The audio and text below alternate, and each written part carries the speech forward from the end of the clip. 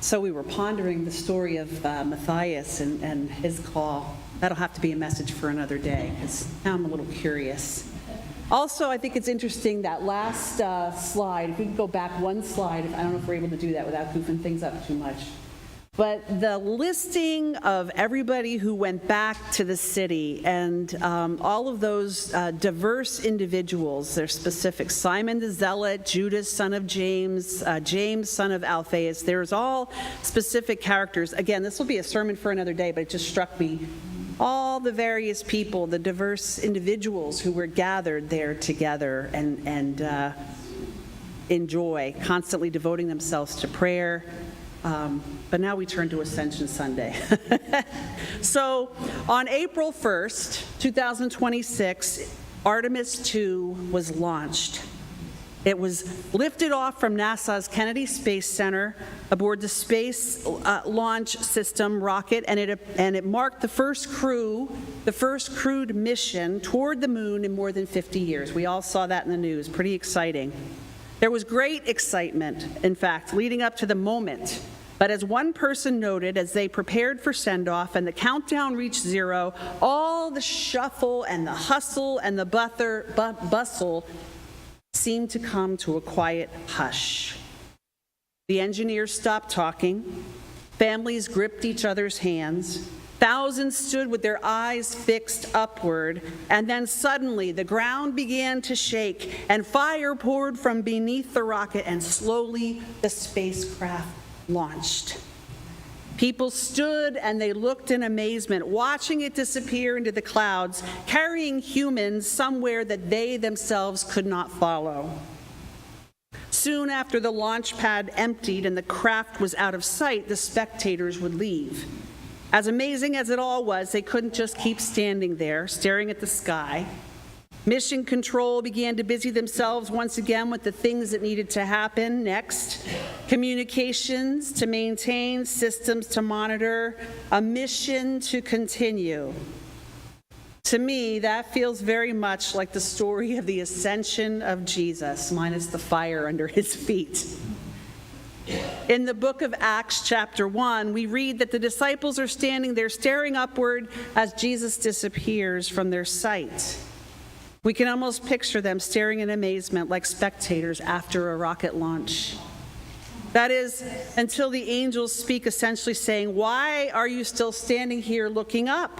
Now it's your turn to do what Jesus did. Now it's your turn to carry out his mission."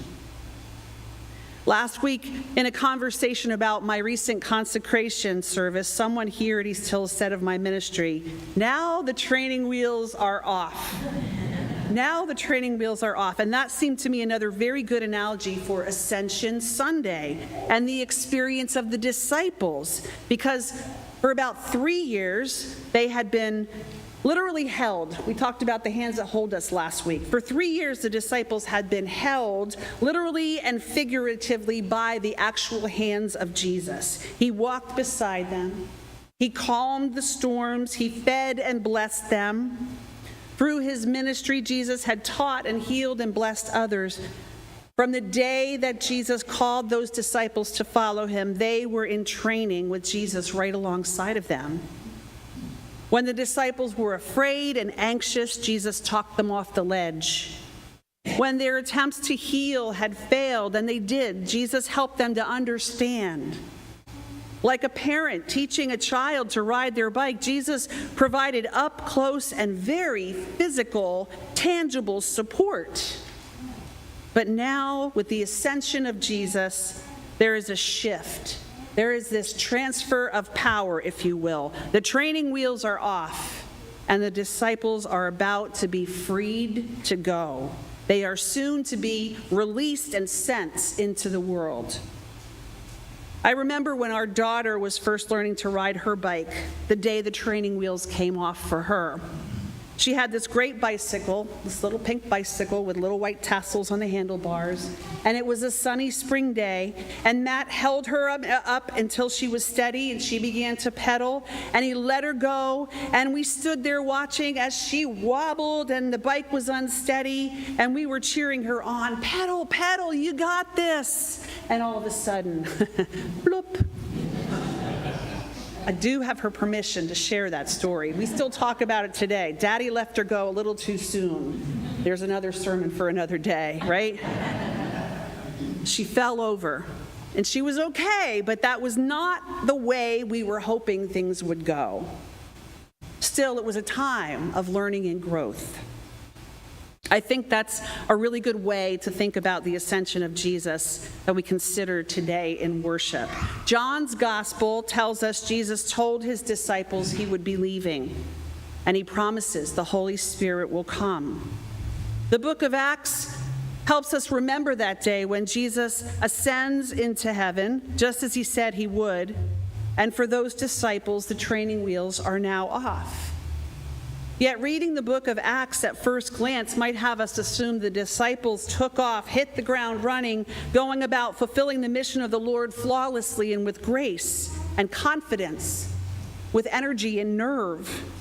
We get that sense in the Pentecost story. You're going to hear that next Sunday with Reverend Ron Rice. He'll be here to share that day with you. But the disciples' work was not without its personal challenges. They had to learn and grow into it, and sometimes they went bloop. Think about learning to ride a bike. You have to learn to balance things yourself. You have to know when to pedal fast. You need to know when to hit the brakes. It takes courage to keep moving forward, even if you're wobbling back and forth. It takes strength and determination when approaching an incline or an uphill climb. It takes restraint and wisdom when approaching a steep downward slope, and sometimes you fall. And sometimes the uphill climb is so steep you have to get off and push your bike. It's a really good analogy for discipleship, my friends. We see later in the book of Acts the struggles of the disciples. Peter makes mistakes. His heart is filled with prejudice against Gentiles until God shows him a vision and he grows in his acceptance of outsiders. In Acts chapter 13, Mark departs from Paul and Barnabas in the middle of their work, which later becomes a source of conflict that breaks a relationship between Paul and Barnabas. The early church argued often about equity and fairness and leadership matters. The disciples struggled and had to learn how to adapt for the sake of the gospel. Traditionally interpreted, the Ascension celebrates Jesus' return to the highest place, to his position of sovereign reign. Ephesians chapter 1 tells us Christ is seated at the right hand of God, far above all rule and authority. Jesus' followers then, they needed the ascension as both God's final affirmation of Jesus' identity, lifted up above all things, and those disciples needed an ascension as the launch pad for their witness in the world. And my friends, we need that too. We need an ascension scale vision of Christ to lift our eyes above the dark realities of this world. We need an ascension scale vision to see the living Christ above all boundaries of nation and race and social status and political party. We need an ascension scale vision of Christ to turn our gaze from upward or inward to a good long look outward. And we not only need that ascension scale vision of Christ, but we need an ascension scale vision of discipleship, because now it's our turn. Ascension is the moment when the church moves from watching Jesus work to becoming the body through which Jesus works. What might that look like for you, for the church? An ascension scale vision of discipleship. I wonder, have we been relying too heavily on our training wheels when it comes to discipleship? Where might God be wanting to release us more freely, even more wildly, into the mission of Christ in the world?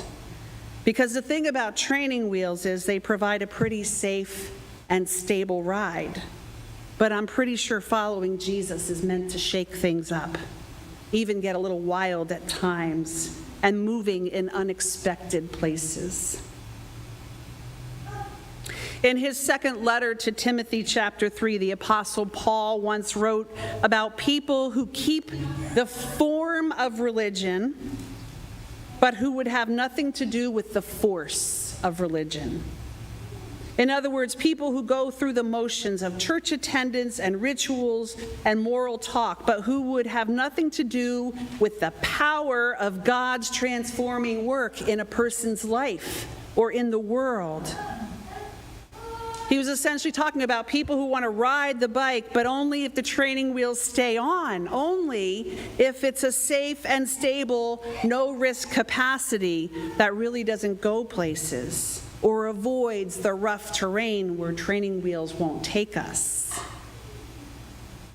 Jesus wants so much more than that for us, for the church, and for the world that he so loves. And so he leaves. He ascends to heaven, not because he's given up on the world or us. It's not like Jesus saying, I am out of here, good luck, see you later, right? But he ascends so that his followers could discover the life that is truly life, the abundant life he came to give, the life of joy and purpose and peace and compassion, courage, deep connection to God that comes through that life of discipleship and leads to transformation. Long ago, when Jesus ascended into heaven, the training wheels came off. The disciples were released. They were sent and set free to embody the love of Christ in the world, and they did it. Think for just a moment, friends, where in your own faith journey have you been traveling with the training wheels on? Maybe it's time for them to come off. It is our turn to do what Jesus did. Now it's our turn to carry on his mission. What might that look like? Where might that take you or the church?